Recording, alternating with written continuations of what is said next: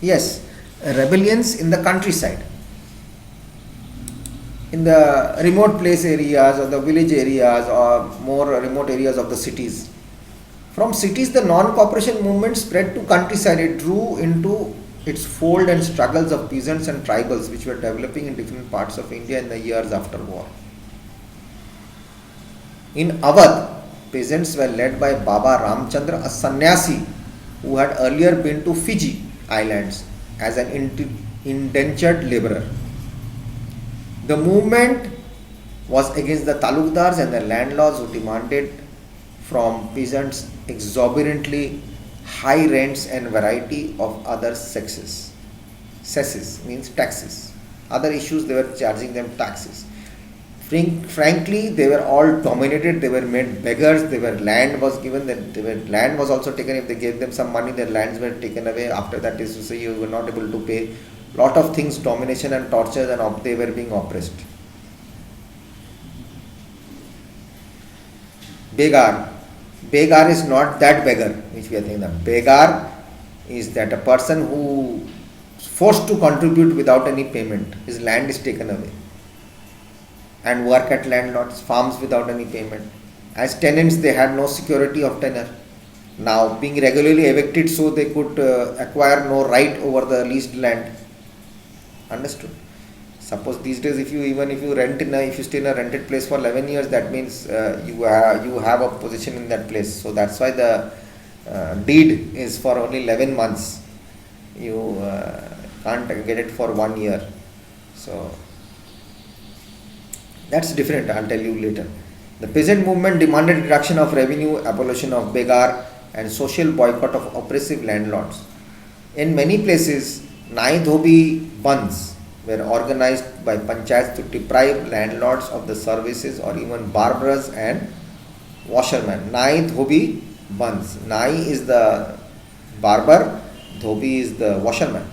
In June 1920, Jawaharlal Nehru began going around the villages in Awadh, talking to the villages and trying to understand their problems, grievances, what were they suffering. By October, the Audh Kisan Sabha was set up headed by Jawaharlal Nehru, Baba Ramchandra and few others. Within a month, over 300 branches had been set up in villages to around this region. So when the non-cooperation movement began the following year, the effort of the Congress was to integrate the Awadh peasant struggle into a wider struggle. The power they'll get. Political brains, The peasant movement, however, developed in forms that the Congress leadership was unhappy with. As the movement spread in 1921, the house of talukdars and merchants were attacked, bazaars were looted, grain boards were taken over. In many places, local leaders told peasants that Gandhiji had declared that no taxes were to be paid and land was to be redistributed among the poor. The name of the Mahanta was being evoked to sanction all action and aspiration. Understood? In the name of Mahatma Gandhi, they were doing all sorts of things, looting, footing, breaking up the talukdars and all. But Mahatma Gandhi did not want this. As I told you in the first part, people took a wrong activity of it, where it says Swaraj, actually no one knew what is the meaning of Swaraj. Some people didn't take it. In 6 January, it is written in a source B, 1921, the police in United Provinces fired at peasants in Rai Bareli. Jawaharlal Nehru wanted to go to the place of firing but was stopped by the police. Agitated and angry, Nehru addressed the peasants who gathered around him. This is how he later described the meeting. They behaved as brave men, calm and unruffled in the face of danger. I do not know how they felt, but I know what my feelings were. For a moment my blood was up, non-violence was almost forgotten, but for a moment only. The thought of the great leader who by God's goodness has been sent to lead us to victory came to me, and I saw the Kisans seated and standing near me, less excited, more peaceful than I was. And the moment of weakness passed, I spoke to them in humility or non-violence. I needed the lesson more than they, and they heeded me and peacefully dispersed. This is quoted in Sarvapalli Gopal Jawaharlal Nehru biography, volume number 1. This is what happened during the firing.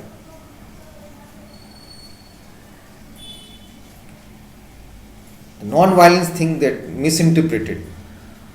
Now, tribal peasants were interpreted the message of Mahatma Gandhi and the idea of Swaraj in yet another way.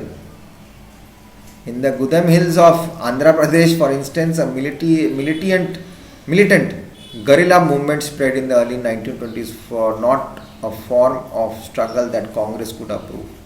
Guerrilla, they'll just kill. Here, as in the forest regions, the colonial government had closed large forest areas, preventing people from entering the forest to graze their cattle. Otherwise, what will the animals eat? Or to collect fuel wood, that is wood and fruits. This enraged the hill people, not only with their livelihoods affected, but they felt that their traditional rights were being denied, the tribals. When the government began forcing them to contribute begar for road building, the hill people revolted.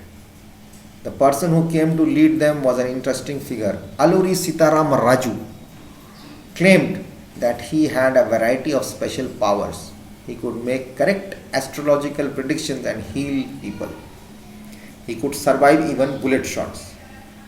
Captivated by Raju, the rebels proclaimed that he was an incarnation of God. Raju talked of the greatness of Mahatma Gandhi, said he was inspired by the non-corporation movement and persuaded people to wear khaki and give up drinking.